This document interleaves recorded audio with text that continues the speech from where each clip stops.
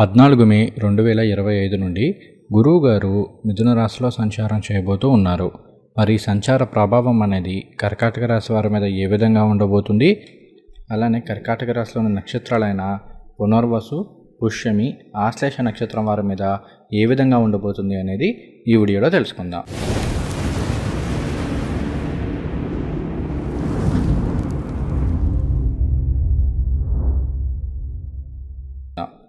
నమస్తే ఫ్రెండ్స్, నేను మీ Surya Sunil. Welcome to Makara TV Telugu. ధనకారకులు, విద్యాకారకులు, వాక్కుకారకులు, గృహకారకులు, వాహనకారకులు, వివాహకారకులు, సంతానకారకులు, అలానే ఆధ్యాత్మికం, భక్తికి కారకులైన గురువు గారు మే 14, 2025 నుండి మిథున రాశిలో సంచారం చేయబోతూ ఉన్నారు. ఇది కర్కాటక రాశి వారికి 12వ స్థానం అవుతుంది.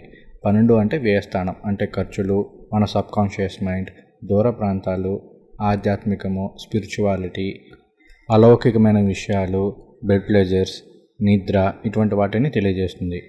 ఇటువంటి స్థానంలో గురువుగారి సంచారం అనేది కర్కాటక రాశి వారికి అనుకూలమైన ఫలితాలు ఇస్తుందని చెప్పుకోవాలి. అయితే అదేంటండి, 12వ స్థానం అంటే మరలా ఖర్చులు, వ్యయం ఇవన్నీ అంటున్నారు. ఈ స్థానంలో గురువుగారు ఎలా యోగిస్తారు అని చెప్పి మీకు ఒక సందేహం రావచ్చు. ఇక్కడ 2 అంశాలు. ఒకటి, అసలు కర్కాటక రాశి వారికి గురువుగారు ఏమవుతారు? ఆయన 6, 9 స్థానాలకు అధిపతి అవుతారు.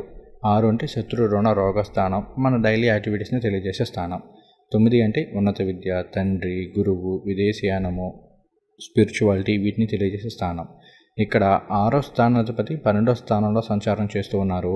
ఇది విపరీత రాజయోగం అవుతుంది. కాబట్టి గురువు గారు 12వ స్థానంలో సంచారం చేస్తున్నప్పటికీ విపరీత రాజయోగంలో సంచారం చేస్తూ ఉన్నారు. కాబట్టి అనుకూలంగానే ఉంటుంది. 2, గురువు గారు శుభగ్రహం. ఈయన 12వ స్థానంలో సంచారం చేస్తున్నప్పటికీ శుభ వ్యయమే ఉంటుంది తప్ప అనవసరపు ఖర్చులు ఉండవు. ఇంట్లో శుభ కార్యక్రమాలకు సంబంధించి ధనం అనేది ఖర్చు అవుతుంది. కాబట్టి 12వ స్థానంలో గురువుగారు సంచారం చేస్తున్నప్పటికీ కూడా శుభదాయకంగానే ఉంటుంది. మరి ఏంటి ఈ నిత్య శుభ ఫలితాలు అనేది ఇప్పుడు తెలుసుకుందాం. ముందుగా ఇంతకుముందు నేను చెప్పినట్టుగా ఇంట్లో శుభ కార్యక్రమాలు కలిసి వస్తాయి. ముఖ్యంగా ఏంటంటే లాస్ట్ ఒక 3 ఇయర్స్గా వివాహం కోసం ఎదురు చూస్తున్న వాళ్ళకి వివాహం అయ్యే అవకాశాలు ఈ కాలంలో ఎక్కువగా ఉన్నాయి. అది కూడా మనసుకు నచ్చిన వ్యక్తితో వివాహం అయ్యే అవకాశాలు కొంత ఎక్కువగా ఉన్నాయి.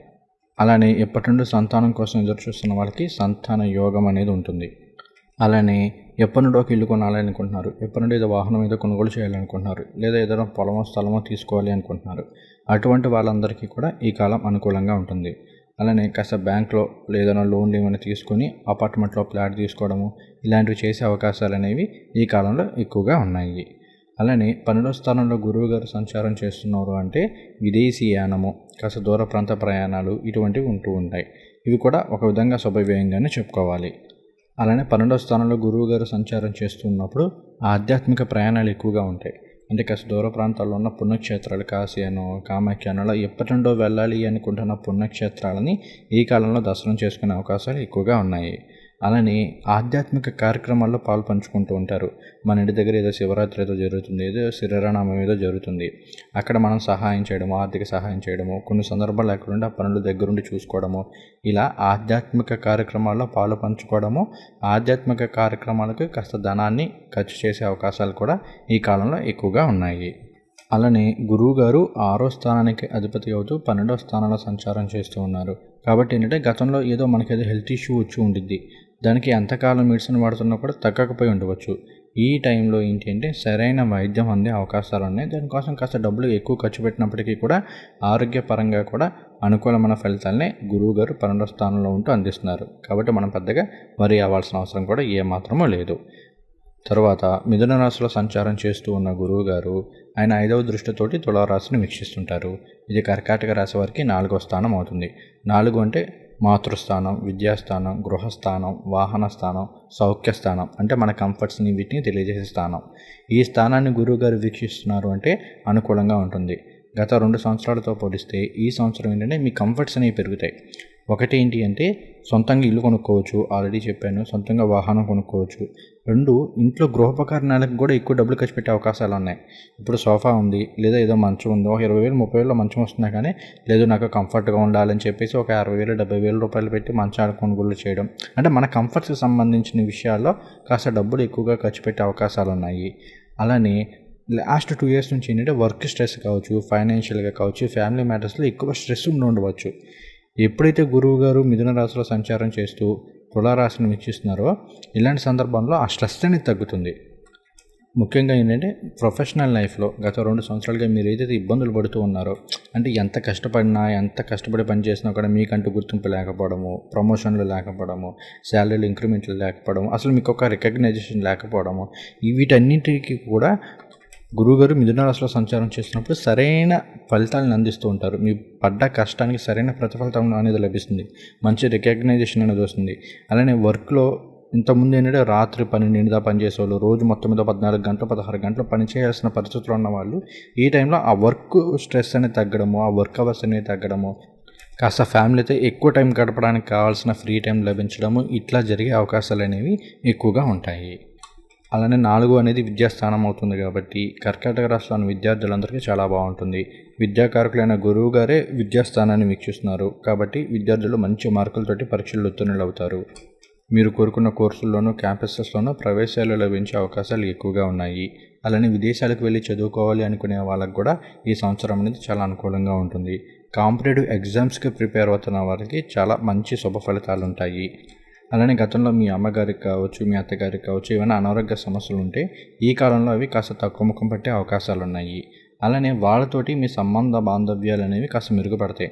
గతంలో ఏమైనా విభేదాలు వచ్చి కాస్త మాట పట్టింపులు ఏవేమి ఉన్నా కూడా ఈ టైంలో కాస్త మీరే లేదా వాళ్ళు తగ్గి మరలా రిలేషన్ అనేది బాగుండే అవకాశాలు అనేవి చాలా ఎక్కువగా ఉన్నాయి. తర్వాత గురువు గారు మిథున రాశిలో సంచారం చేస్తూ ఆయన 7వ దృష్టితోటి ధనుర్ రాశిని వీక్షిస్తుంటారు. అది ఆయనకి సొంత రాశి. కర్కాటక రాశి వారికి ఇది 6వ స్థానం అవుతుంది. 6 అంటే శత్రు, రుణ, రోగ స్థానం, మన డైలీ యాక్టివిటీస్ని తెలియజేసే స్థానం. ఈ స్థానాన్ని గురువు గారు వీక్షిస్తున్నారు అంటే 1 నిరుద్యోగులకి ఉద్యోగ అవకాశాలు వస్తాయి. ఆల్రెడీ ఉద్యోగం చేస్తున్న వాళ్ళకి కాస్త దూర ప్రాంతాలకి బదిలీలు అయ్యే అవకాశాలు ఉన్నాయి. అలానే ఉద్యోగరీత్యా, వ్యాపార రీత్యా మీకున్న స్ట్రెస్ కావచ్చు, మీకున్న టెన్షన్స్ కావచ్చు, ఇబ్బందులు కావచ్చు ఈ కాలంలో తగ్గుముఖం పట్టే అవకాశాలు చాలా ఎక్కువగా ఉన్నాయి. అలానే గతంలో మీరు చేసిన రుణాలని తీర్చుకునే అవకాశాలు ఎక్కువగా ఉన్నాయి. అప్పులు తీర్చుకునే విధంగా అంతటి డబ్బునైతే గురువుగారు ఖచ్చితంగా ఇస్తారు. అలానే 6వ స్థానాన్ని గురువుగారు వీక్షిస్తున్నారు అంటే మీకేంటి అంటే ఉద్యోగస్తులకు కావచ్చు, వ్యాపారస్తులకు కావచ్చు, మీతో ఉంటూ మీ స్నేహితులుగా నటిస్తూ మిమ్మల్ని వెన్నుపోటు పొడిచేవాళ్ళు కావచ్చు, లేదంటే మిమ్మల్ని కాస్త ఇబ్బంది పెడుతున్న వాళ్ళు కావచ్చు, ఈ టైంలో గురువుగారు వీళ్ళందరినీ కూడా మీ నుండి దూరం చేస్తారు. అంటే వాళ్ళని ట్రాన్స్ఫర్ చేయడం ద్వారా కావచ్చు, లేదంటే మిమ్మల్ని ట్రాన్స్ఫర్ చేయడం ద్వారా కావచ్చు, లేదంటే డిపార్ట్మెంట్లో చేంజెస్ కావచ్చు, ఇట్లా మీకేంటి అంటే కాస్త స్ట్రెస్ని తగ్గించడము, ముఖ్యంగా మీ కంఫర్ట్స్ అనేవి పెరిగేలా చూసుకోవడము, మీకు ఒక మంచి కన్వీనియంట్ లైఫ్ అనేది ఉండేలా గురువుగారు అయితే చూస్తారు. అలానే మీరు ఎప్పుడో ఎవరికి ఏదైనా రుణాలు ఇచ్చుంటే అవి ఈ కాలంలో తిరిగి వచ్చే అవకాశాలు అనేవి ఎక్కువగా ఉన్నాయి. తర్వాత గురువుగారు 6వ స్థానాన్ని వీక్షిస్తున్నారు అంటే ఈ ఆధ్యాత్మికము, భక్తి ఇటువంటివి మీ డైలీ లైఫ్లో పార్ట్ అయిపోతాయి. అంటే ప్రతిరోజు దేవునికి నమస్కారం చేసుకోవడం కావచ్చు, పూజలు చేసుకోవడం కావచ్చు, ఇలాంటివి చేసే అవకాశాలు కూడా ఎక్కువగా ఉంటూ ఉంటాయి. లేదా వీలున్నప్పుడల్లా పుణ్యక్షేత్రాలకు వెళ్తూ ఉండడము, దగ్గరలో ఉన్న టెంపుల్స్కి వెళ్తూ ఉండడము, ఇలా చేసే అవకాశాలు కూడా ఉంటాయి. అలానే గురువుగారు 6వ స్థానాన్ని వీక్షిస్తున్నారు అంటే హెల్త్ వైజ్ కూడా చాలా వరకు అనుకూలంగా ఉంటుంది. ఇందుకు ముందే చెప్పాను కదా, ఎప్పటి నుండి మిమ్మల్ని ఇబ్బంది పెడుతున్న అనారోగ్య సమస్యల నుండి బయటపడే అవకాశాలు ఈ కాలంలో ఎక్కువగా ఉన్నాయని. అయితే ఇక్కడ ఒకటి గుర్తుపెట్టుకోండి, గురువుగారు 6వ స్థానాన్ని వీక్షిస్తున్నప్పుడు కొన్ని సందర్భాల్లో గ్యాస్ట్రిక్ సమస్యలు ఇలాంటివి వచ్చే అవకాశాలు ఉన్నాయి. అలానే అజీర్తి కావచ్చు, లేదంటే ఎక్కువగా ఫుడ్ తినేయడం ద్వారా ఓవర్ వెయిట్ అయిపోవడము, వెయిట్ గెయిన్ ద్వారా మళ్ళీ సమస్యలు వచ్చే అవకాశాలు ఉంటాయి. కాబట్టి తినే తిండికి సంబంధించిన విషయాల్లో కాస్త జాగ్రత్త వహించండి. అలానే 6వ స్థానాన్ని గురువుగారు వీక్షిస్తున్నారు అంటే ఈ కాంపిటేటివ్ ఎగ్జామ్స్ వీటిలో విజయం సాధించే అవకాశాలు ఎక్కువగా ఉంటాయి. ఎందుకంటే 6వ స్థానం అనేది ఈ కాంపిటీషన్స్ వీటిని కూడా తెలియజేస్తుంది. కాబట్టి గురువుగారి యొక్క వీక్షణ ఉంది కాబట్టి కాంపిటేటివ్ ఎగ్జామ్స్ చదువుతున్న వాళ్ళు సక్సెస్ అయ్యే అవకాశాలు ఉన్నాయి. అలానే వ్యాపారాల్లో కూడా మీ కాంపిటీటర్స్తో పోలిస్తే మీరు బెటర్గా సక్సెస్ అయ్యే అవకాశాలు ఉన్నాయి. అంటే బిజినెస్ అనేది బాగా గ్రోత్ చేసుకునే అవకాశాలు కూడా ఈ కాలంలో ఎక్కువగా ఉన్నాయి. తర్వాత గురువు గారు ఆయన 9వ దృష్టితోటి కుంభరాశిని వీక్షిస్తుంటారు. కర్కాటక రాశి వారికి అది 8వ స్థానం అవుతుంది. 8 అంటే ఆయుష్ స్థానం, ఆకస్మిక విషయాలను తెలియజేస్తుంది. తర్వాత రహస్యాలు, జననంగాలు వీటన్నిటిని కూడా తెలియజేస్తుంది. ఈ స్థానాన్ని గురువు గారు వీక్షిస్తున్నారు కాబట్టి చాలా వరకు హెల్త్ వైజ్ అయితే అనుకూలంగానే ఉంటుందని చెప్పుకోవాలి. అలానే ఏదైనా జ్యోతిష్యం నేర్చుకుందాము, లేదంటే అస్త సముద్రకం ఏదో నేర్చుకుందామన్న ఆసక్తి కలుగుతూ ఉంటుంది. లేదా ఏదైనా సిద్ధ గురువుల దగ్గర నుండి, సిద్ధ పురుషుల దగ్గర నుండి ఏదైనా మంత్రాన్ని ఉపదేశం తీసుకుని పురస్చరణ చేద్దామనే ఆసక్తి ఉంటుంది. లేదా కొన్ని సందర్భాల్లో ఈ ప్రాణాయామము, మెడిటేషను, ఈ విశ్వం గురించి తెలుసుకుందాము. అంటే 8 అనేది అకల్ట్ సైన్స్ వీటిని తెలియజేస్తుంది, గుప్త విద్యలు వీటిని తెలియజేస్తుంది. కాబట్టి వీటిలో ఆసక్తిని ఇవ్వడము, లేదంటే వీటిలో చదువుకొని నేర్చుకునే విధంగా ప్రవేశాలు కల్పించడము, ఇలా జరిగే అవకాశాలు అనేవి ఎక్కువగా ఉంటాయి. అలానే ఇక్కడ గురువుగారు 6వ స్థానాన్ని, 8వ స్థానాన్ని వీక్షిస్తూ 12వ స్థానంలో ఉన్నారు కదా. కాబట్టి ఇక్కడ ఏంటంటే కొన్ని సందర్భాల్లో ఆల్ ఆఫ్ ద సడన్గా పుణ్యక్షేత్రాలకు వెళ్ళే అవకాశాలు ఉంటాయి. ఇప్పుడు కూడా ప్లాన్ చేసుకోకుండా ఎవరైతే ప్లాన్ చేసుకుంటారో మిమ్మల్ని రమ్మంగానే సరే ఎప్పటి నుండి వెళ్ళాలనుకుంటున్నానని సడన్గా వెళ్ళిపోవడము, ఇలా జరిగే అవకాశాలు కూడా ఉంటాయి. అయితే ఇక్కడ ఒక నెగిటివ్ విషయం కూడా ఉంది.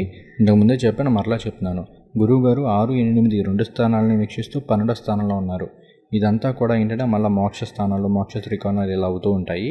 ఇక్కడ ఏంటి అంటే కొన్ని సందర్భాల్లో మీరు తినే ఫుడ్ వల్ల కొన్ని సందర్భాల్లో హార్మోనల్ ఇష్యూస్, పీసీఓడి, పీసీఓస్ లాంటి సమస్యలు వచ్చే అవకాశాలు ఉన్నాయి ఆడవారికైతే.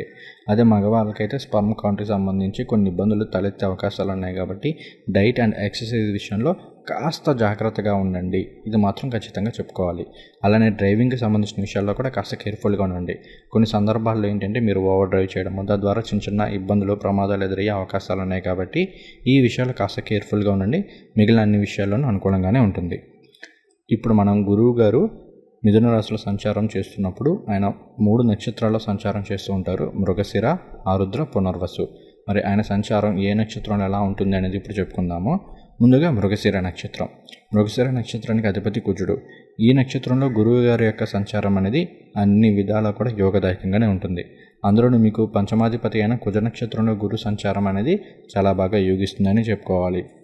ఈ టైంలో ఏంటంటే కొత్తగా ఏదైనా బిజినెస్ స్టార్ట్ చేద్దాము, లేదంటే ఏదైనా కొత్తగా తెలుసుకుందాము, నేర్చుకుందాం అన్న ఆసక్తి అనేది ఎక్కువగా ఉంటూ ఉంటుంది.